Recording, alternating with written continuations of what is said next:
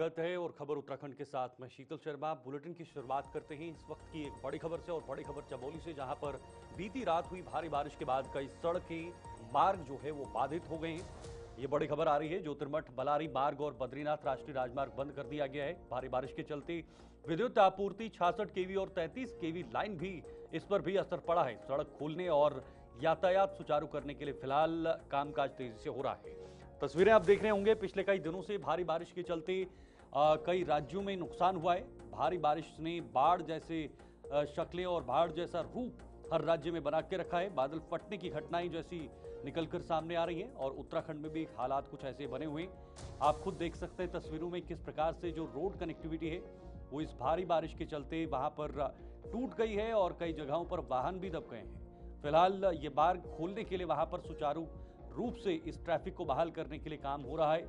आवाजाही जो ये प्रक्रिया है वो शुरू हुई है, लेकिन अब कब तक इसका जो सिलसिला है वो चलता रहेगा, कब आम लोगों के लिए इन सड़कों को खोला जाएगा, इसके लिए इंतजार करना होगा। आपको बता दें ये पूरा मामला जो है वो बारिश के बाद पूरी तरीके से असंतुलित हो गया है, संतुलन से बाहर हो गया है। चमोली में बीती रात हुई भारी बारिश के बाद कई सड़कें और मार्ग बाधित हो गए हैं। ज्योतिर्मठ बलारी मार्ग पर सुराही ठोहटा से 10 किलोमीटर आगे तमक नाला में पुल बहने से यातायात अवरुद्ध है। बद्रीनाथ राष्ट्रीय राजमार्ग पर बनेर पानी और पागल नाला में मार्ग बंद है। प्रशासन ने मशीनरी लगाकर मार्ग सुचारू करने का काम शुरू कर दिया।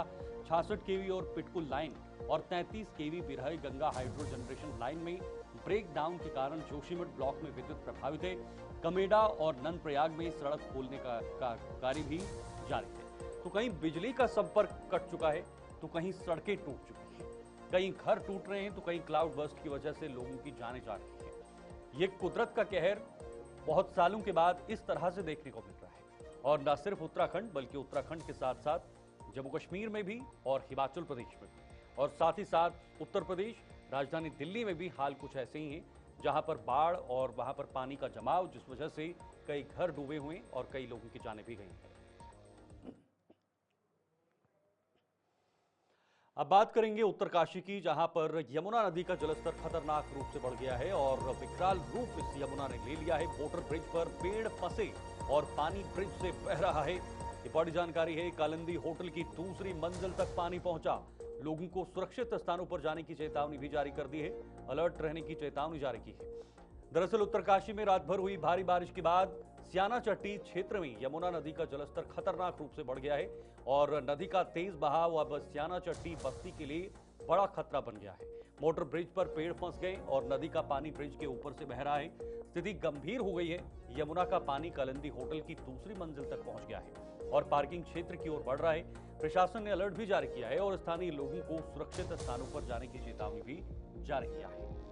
तो एक बार तस्वीरें आप देख लीजिएगा जिस प्रकार से इस वक्त मौसम बना हुआ है और इस मौसम की मार सभी लोग झेल रहे हैं। सभी लोग इसकी चपेट में, इसकी जद में आ चुके हैं और चाहे वो सामान्य वर्ग के लोग हों, मध्यम वर्ग के लोग हों या किसी भी वर्गों के लोग हों, कहीं से भी हों, वो बारिश की इस चपेट में नजर आ रहे हैं। ये पुल जो आप देख पा रहे हैं, इस पुल के ऊपर तक पानी का बहाव देखा जा रहा है, जिस वजह से आवाजाही जो है वो ठप पड़ी है। पानी का जो बहाव है वो काफी तेज है, लेवल है वो काफी ऊंचा हो गया है, जिस वजह से पानी की डाइवर्जन हो रही है और ये खतरे के निशान से ऊपर है। अगर ऐसी ही निरंतर बारिश होती है तो जाहिर सी बात है आने वाले दिनों में ये बहुत यहाँ पर बड़ी चुनौती बनती जाएगी और उसके लिए फिलहाल प्रशासन की पहली प्राथमिकता है कि लोगों को सुरक्षित जगहों पर पहुंचाया जाए। उनको लेकर अलर्ट भी बार बार जारी किया जा रहा है।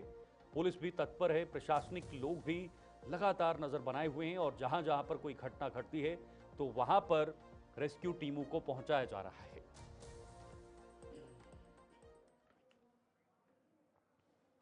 आगे बढ़ेंगे। ऋषिकेश के सरकारी अस्पताल में 7.5 लाख रुपए की लागत से हाईटेक टीकाकरण केंद्र तैयार किया गया है और यहां लोगों के लिए एसी की सुविधा और पर्याप्त बैठने की व्यवस्था की गई है, जिससे भीड़ होने पर भी किसी को दिक्कत ना हो।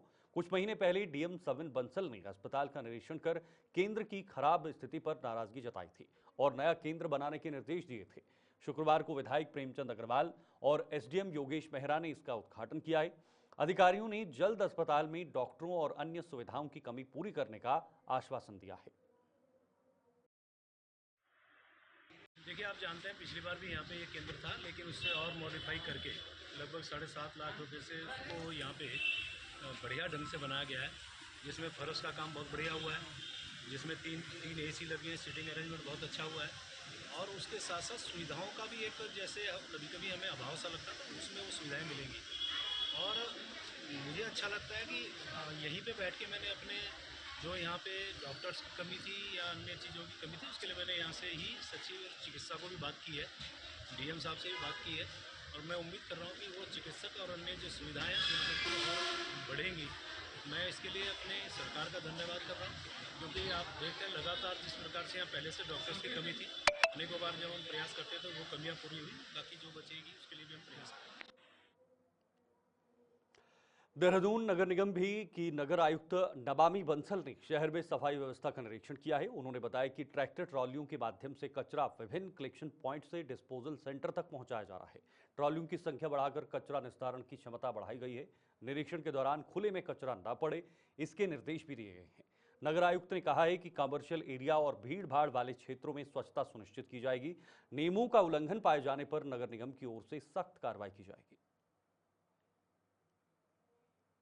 द्वारा लगातार सफाई अनुभाग के लिए सभी संसाधनों की उपलब्धता सुनिश्चित कराई जाती रही है और इसी क्रम में अभी नगर निगम ने हाल ही में जो हमारी ट्रैक्टर ट्रॉलीज हैं, जो कि जगह जगह से कलेक्शन पॉइंट से कूड़ा उठा करके डिस्पोजल सेंटर तक लेकर जाते हैं, उन्हीं ट्रॉलीज की संख्या में वृद्धि की थी। आज मौके पर इन्हीं को चेक किया गया कि किस प्रकार से इनकी संख्या में जो कि बढ़ा करके फ्रॉम 40 अब हमने 67 ट्रैक्टर ट्रॉलीज कर दी है, जो कि दिन भर में 3 राउंड्स लेकर, प्रत्येक ट्रॉली 3 राउंड्स लेकर के शहर भर के कूड़े को डिस्पोजल सेंटर तक लेकर जाते हैं। तो हमारा ट्रांसफर स्टेशन है कारगी पर, वहां पर हमने मैकेनाइज ट्रांसफर स्टेशन के रूप में व्यवस्था बना दी है। खुले में कूड़ा नहीं पड़ रहा है और कॉम्पैक्टर्स के माध्यम से ये अब शीशमबाड़ा ट्रांसपोर्ट हो रहा है। उसी क्रम में आज मौके पर वार्ड्स में सफाई व्यवस्था का निरीक्षण किया गया। देखा गया कि जो हमारे सफाई मित्र रोड स्वीपिंग का कार्य कर रहे हैं, नाली की सफाई का कार्य हो रहा है और जीवीपीज जितने हमारे रिपोर्ट किए जाते हैं, गार्बेज वनरेबल पॉइंट्स और कलेक्शन सेंटर्स जो हमारे हैं रोड स्वीपिंग वेस्ट के, उनसे कूड़ा उठान सही तरीके से हो रहा है या नहीं, इसी सारी व्यवस्था का जायजा लिया गया और सभी संबंधितों को निर्देश दिए गए कि व्यापक आईसी किया जाए। जन जागरूकता अभियान के माध्यम से सभी जितने हमारे कमर्शियल एरियाज हैं, बाजार हैं, वहां पर ये मैसेज पहुंचाया जाए जन मानस तक कि जितने भी हमारे कमर्शियल स्टैब्लिशमेंट्स देर समय तक खुलते हैं, देर समय ओपन होते हैं, वो स्वीपिंग का वेस्ट सड़क पर ना डालें। इस प्रकार की कोई भी कार्रवाई जिससे कि सार्वजनिक स्थान गंदे हो, उसमें नगर निगम के द्वारा एनफोर्समेंट किया जाए। इधर हल्द्वानी में आईजी कुमाऊं रिधिम अग्रवाल ने पुलिस की कार्यप्रणाली को बेहतर और आधुनिक बनाने के लिए मिशन नव शिखर अभियान शुरू किया है। अभियान के तहत कुमाऊं क्षेत्र के सभी जनपदों के एसएसपी और सीओ विभिन्न विषयों पर अध्ययन और प्रभावी कार्य योजना तैयार करेंगे। कैंचीधाम में यातायात प्रबंधन को तकनीक आधारित बनाया जाएगा।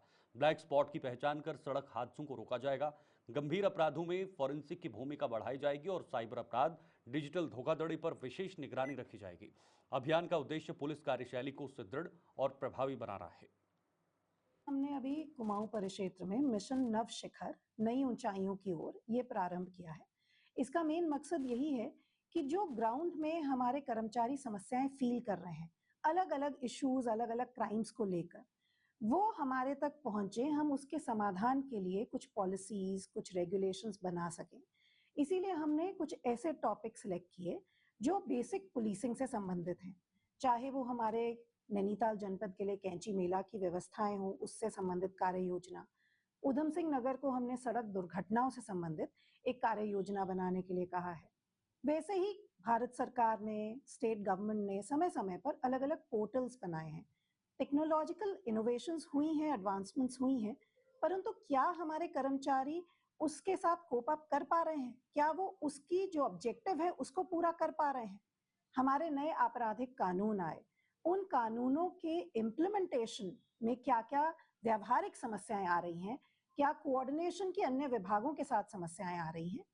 इस प्रकार हमने कुछ लगभग 23-24 टॉपिक सिलेक्ट किए थे जो बेसिक पुलिसिंग से रिलेटेड हैं, टेक्नोलॉजी से रिलेटेड हैं।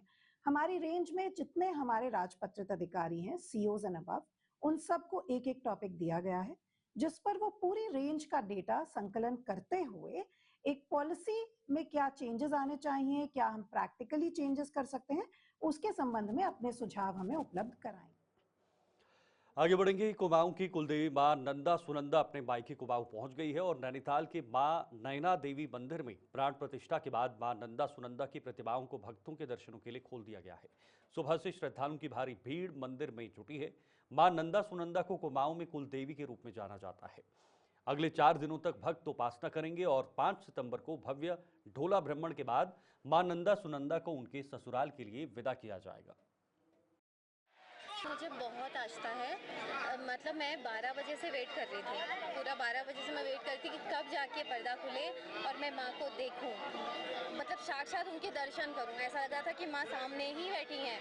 माँ मेरी चारों तरफ, मुझे ऐसा फील हो रहा था चारों तरफ बस मैया बैठी हुई है मेरे। और हमारे वहाँ जो मानते हैं, यहाँ कुमाऊं में माता को ही मानते हैं। यहाँ की जो कुलदेवी है वो नैना माता है। हम लोग 12 बजे से ही आ जाते हैं, मतलब मैक्सिमम 12:30 हम यहाँ पहुँच जाते हैं। आने के बाद बस हम इंतज़ार करते हैं कि कब माता से, उतने बीच में हमें ऐसा लगता है कि हमारा मैया हमारे बीच में ही है और बस आने वाली है। और जैसे ही पर्दा खुलता है और ऐसा लगता है कि मैया सामने ही आ गई है। बहुत अच्छा, मैं अपनी जो भी मुझे फील होता है ना, मैं बता नहीं सकती मुझे कैसा लगता है। मुझे बहुत ही खुशी होती है, बहुत इंतज़ार रहता है हमें इस टाइम का कि कब हम माता के दर्शन करें और मैया हमारे वहाँ आए। हैं कि हर साल, मतलब मैं तो चाहती हूँ कि हर साल ऐसा हो और भी हम अच्छे से नैना माता उत्सव मनाएं। नंदा अष्टमी जो है, नंदा मैया यहाँ की हमारी कुमाऊं की कुल देवी है और उसके लिए हमें पूरे साल भर इंतजार रहता है। तो सभी भक्तों का यहाँ जमावड़ा लगा हुआ है, सज्जन सराब आए हुए हैं। हम खुद भीमताल से 12:30 बजे वहाँ से आ गए हैं। तो आप सभी देख सकते हैं कि यहाँ माँ के उसमें सभी भक्तिमय हो रहा है, पूरा प्रांगण पूरा भक्तिमय हो रहा है। और आप सभी को नंदा अष्टमी की शुभकामनाएं। बोला नंदा सुनंदा मैया की जय। मैया का तो साल भर से इंतजार रहता है और मैया तो ऐसे हमेशा यहाँ पर रहती है। बस ये है कि मूर्ति की स्थापना हो रही है, उनको देख रहे हैं हम, फिर उनका हो जाता है और विसर्जन हो जाता है इनका। तो माँ तो हमेशा यहाँ पर रहती है, हमको इनका इंतजार रहता है। इतने दिन बच्चे भी खुश रहते हैं, मेरा झूला वूला लगा रहता है, तो सब खुश है, बड़े भी खुश, छोटे खुश, सभी लोग खुश है। यहाँ पे हम लोग सुबह 12 बजे घर से आ गए थे। हमें 10-15 मिनट लगते हैं हमको यहाँ पे आने में। 12-15 में यहाँ पे पहुँच गए थे हम लोग और यहाँ से तब से हमने कीर्तन करे, हमेशा करते हैं, ऐसे करते आ रहे हैं। और उसके बाद भी पूजा करी हमने, पूजा करी है। हाँ, अच्छा लगा है, ये दिन हमेशा याद रहता है।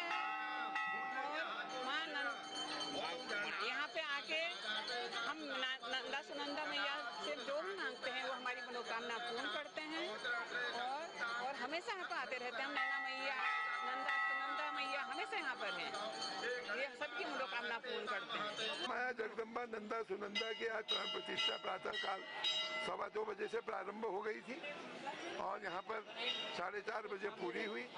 4:30 बजे पूरे होने के बाद जनता के दर्शनार्थ यहाँ पर दरबार को खोल दिया था। आज के प्राण प्रतिष्ठा के मुख्य यजमान पद्मश्री अनूप शाह जी थे और उनके परिवार थे। और यहाँ पर जो मेरा इस चैनल के माध्यम से लोगों से यह अपील है, लोगों से यह प्रार्थना है कि आस्था का सैलाब चल रहा है लेकिन उसमें भाव में कमी है। भाव में जब कमी होती है, जैसे आपको मैं उदाहरण दूं, जो भजन हम गाते हैं वो भजन से केवल हमारे कानों को प्रिय लगता है, वो आत्मा को नहीं झकझोरता है। भजन आत्मा को कथाएं ही झकझोरती हैं, भजन केवल कान को पवित्र करता है। आपकी तरंगा है, आप नाचिए। तो उसी प्रकार से हमको अपने संस्कारों के अंदर जो हमारे संस्कार हैं, वो संस्कारों में भी जो हमारे पूर्वांचल के संस्कार हैं, उत्तराखंड के जो संस्कार हैं, उन संस्कारों को लेकर के चलेंगे तो ये तो देवभूमि है, देवताओं का वास है, किसी चीज की कोई कमी नहीं रहेगी यहाँ, न अन्न की, न धन की, न किसी प्रकार की। लेकिन जो मुख्य है, हमको अपने संस्कारों को नहीं छोड़ना है। जब संस्कार होंगे तब हम अपना कार्य करेंगे और कार्य करने से धर्म हमारा आगे को बढ़ेगा। धर्मो रक्षति रक्षता। जब हम धर्म की रक्षा करेंगे तब बदले में धर्म हमारी रक्षा करेगा। और ये जो महामाया जगदम्बा है, ये प्रकृति है। इस प्रकृति का हमको संरक्षण करना है, संवर्धन करना है। जैसे प्रकृति ने इतना अच्छा हमें सरोवर दे रखा है, इस सरोवर की हमें रक्षा करनी है। तो इन्हीं सब बातों से मेरा कहने का अभिप्राय यह है कि हमको अपने अंदर एक सत्य का तेज लाना है और सत्य के तेज से ही इस संसार को चलाना है। इन्हीं शब्दों के साथ मैं सबको मां नंदा सुनंदा महोत्सव की हार्दिक बधाई देता हूँ और भगवती से प्रार्थना करता हूँ कि सबके घर में रिद्धि सिद्धि हो। देहरादून में आरटीओ कार्यालय ने स्पेशलिटी हॉस्पिटल के सहयोग से सड़क सुरक्षा और प्राथमिक उपचार पर विशेष प्रशिक्षण कार्यक्रम आयोजित किया है। इसमें विशेषज्ञ डॉक्टरों ने आम नागरिकों और विद्यार्थियों को जागरूक किया। प्रशिक्षण में बताया गया कि सड़क हादसे के बाद गोल्डन आवर में घायल को कैसे प्राथमिकता उपचार देकर नजदीकी अस्पताल तक पहुंचाया जा सकता है। आरटीओ प्रवर्तन अधिकारी डॉक्टर अनीता चमोला ने बताया है कि विश्वविद्यालयों के विद्यार्थियों को भी कार्यक्रम में शामिल किया जा रहा है ताकि युवा पीढ़ी सड़क सुरक्षा और जीवन रक्षक उपायों के महत्व को समझे। एक्सीडेंट, किसी भी एक्सीडेंट के होने के पश्चात का जो पहला घंटा होता है, क्योंकि एक्सीडेंट में जनरली हेड इंजरी या चेस्ट इंजरीज होती हैं जिसमें कि इंटरनल ब्लीडिंग की वजह से भी पीड़ित की मृत्यु हो सकती है अगर उसको समय पर उपचार नहीं मिले। तो पहला जो घंटा होता है वो बहुत क्रूशियल होता है। अगर उसमें सही ट्रीटमेंट हम दे दें और उसको नियर बाई हॉस्पिटल तक पहुंचा दें तो मैक्सिमम अधिकतम जो जाने हैं उनको हम बचा सकते हैं। तो गोल्डन आवर में हम क्या हेल्प कर सकते हैं एक्सीडेंट विक्टिम की, यही फर्स्ट रेस्पॉन्डर। तो इधर देहरादून से राहत भरी खबर है। नगर स्वास्थ्य अधिकारी अविनाश खन्ना ने बताया कि राजधानी में अब तक बर्ड फ्लू का कोई कंफर्म केस नहीं मिला है। शहर में जो मामले सामने आए वे सामान्य प्रकृति के हैं और सभी जांचों में गंभीर या पुष्टि किए गए केस नहीं मिले हैं। स्वास्थ्य विभाग लगातार डेटा एकत्र कर रहा है और एपिडेमियोलॉजी यूनिट भी निगरानी में है। उन्होंने कहा कि अगर भविष्य में कोई कंफर्म केस आता है तो स्वास्थ्य विभाग गाइडलाइंस के अनुसार पूरे जिले में आवश्यक कार्रवाई भी करेगा। देखिए, अभी तक किसी भी प्रकार की कोई ऐसी जो है बर्ड फ्लू के कंफर्म केसेस हमारे क्षेत्र में रिपोर्ट नहीं हुए हैं। देहरादून क्षेत्र में ऐसा कोई रिपोर्ट नहीं हुआ है। यद्यपि बुखार के केसेस अस्पतालों में आ रहे हैं, लेकिन वे जो है नॉर्मल फ्लू के केसेस हैं और किसी भी प्रकार की जांच में अभी तक बर्ड फ्लू के केस की पुष्टि नहीं हुई है। इसके ऊपर फ्लू क्लिनिक्स वगैरह जैसे होते हैं उसमें भी जो है सभी जगहों से डाटा इकट्ठा किया जा रहा है और जो एपिडेमियोलॉजिस्ट हैं जो हमारे यहाँ सीएमओ ऑफिस में, उनके द्वारा भी अवगत कराया गया है कि अभी किसी भी प्रकार के कहीं भी जिलेवार में देहरादून में इस प्रकार का कोई भी केस जो है हम लोगों के संज्ञान में ऐसा नहीं आया है। यदि ऐसा कोई भी केस आता है तो उसके बाद जो है गाइडलाइंस के अंतर्गत जो है पूरे जो है जिले में जो है नरेंद्रनगर पुलिस थाने में पुलिस उपाधीक्षक सुरेंद्र सिंह भंडारी और प्रभारी निरीक्षक संजय मिश्रा की पहल पर थाना दिवस मनाया गया और बड़ी संख्या में नगरवासी शामिल हुए। अधिकारियों ने बताया कि हर बार थाना दिवस होगा और जिसका मकसद जनता की शिकायतें सुनना और समस्याओं का हल करना है। जनता और पुलिस के बीच विश्वास व सांसद बढ़ेगा और इस दौरान साइबर क्राइम, पॉक्सो एक्ट और अन्य अपराधों पर जानकारी भी दी गई है। लोगों ने नशे की लत और शिकायतों पर चर्चा की है। जनता को उम्मीद है कि इससे अपराधों पर रोक लगेगी। जो हमारा पास आदेश भी है कि हर महीने थाना दिवस हर थाने में किया जाएगा, पूरे डिस्ट्रिक्ट लेवल पर, पूरे स्टेट लेवल पर हो रहा है। तो आज इसी उसमें क्रम में नरेंद्रनगर में थाना दिवस आयोजित किया गया। थाना दिवस में सभी को समस्याएं सुनी गई।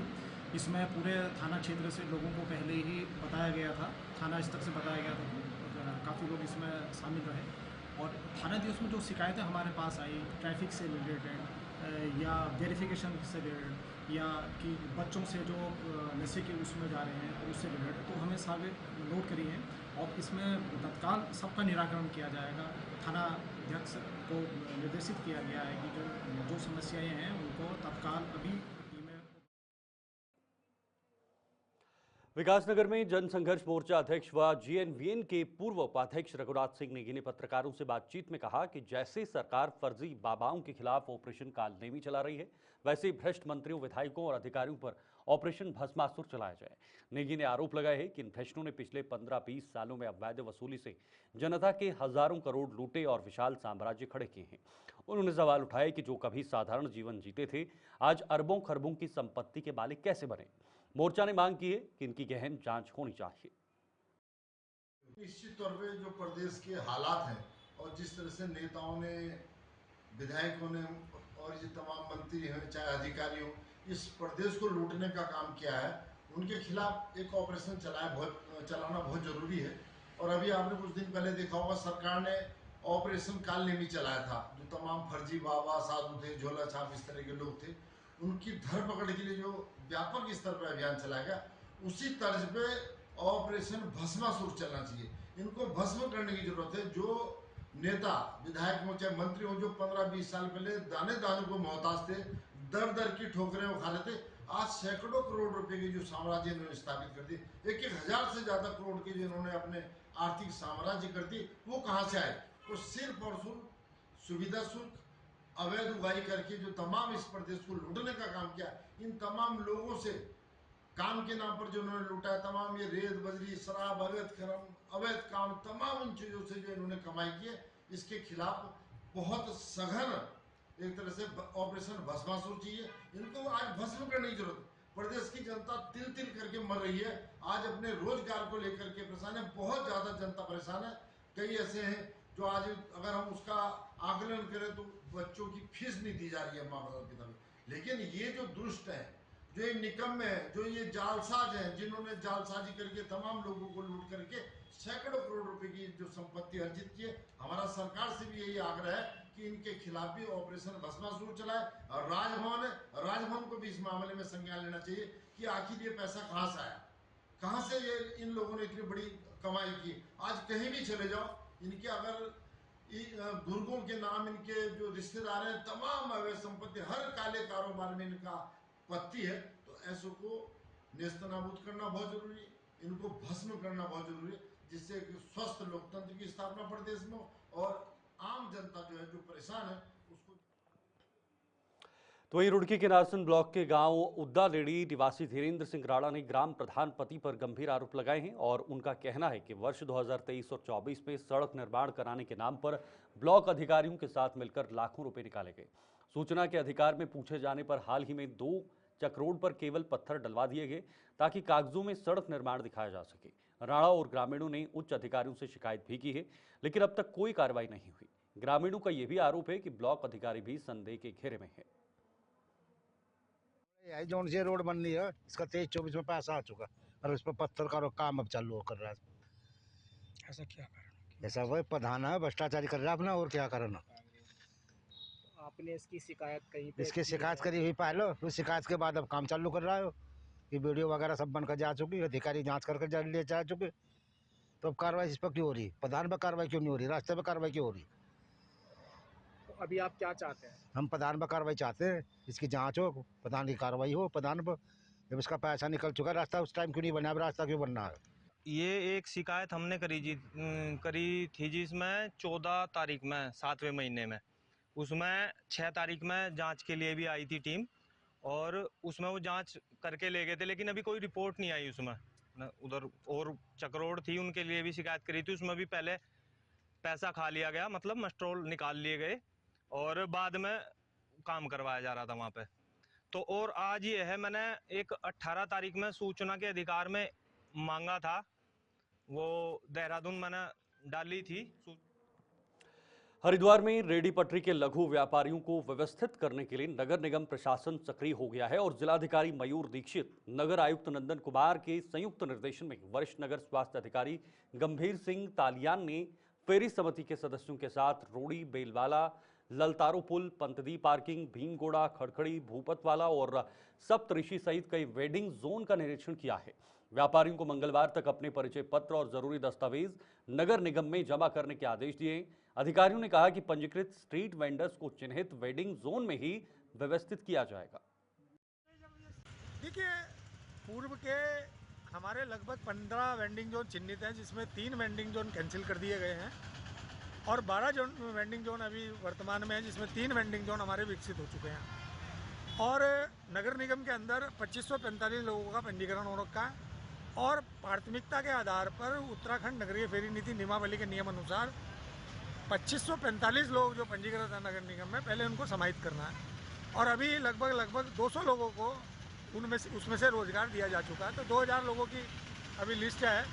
अब जो हमारे अन्य वेंडिंग जोन है, जैसे रोडीवेल वाला का है, पंद्वीप का भी सुझाव हुआ है और हमारा दीनदयाल उपाध्याय पार्किंग है उसके मार्ग पर है और भी हमारे खड़खड़ी, भीमगोड़ा, उत्तरी हरिद्वार, हमारा सप्तऋषि।